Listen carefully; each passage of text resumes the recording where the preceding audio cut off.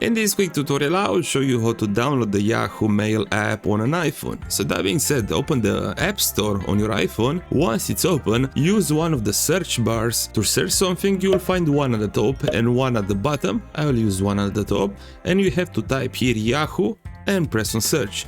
Now this is the Yahoo Mail application. The first one, it's an ad, so I'll just press on it, and I already have it installed, but if you don't have that installed, you may see get, so you'll just have to press on get first to download it, and once it's fully downloaded you will see open, and once it's fully downloaded you will see open instead. Okay, I just updated my application, so I'll just press on open now, and I am already signed in into my account. If it's your first time downloading this application, you will not be logged in. You may have to log in with your email address, with your Yahoo email address, and with your Yahoo password. Once you'll finish with this, you'll be able to use your Yahoo email account on your iPhone via the Yahoo Mail application. So this was it. Thanks a lot for watching, and bye bye.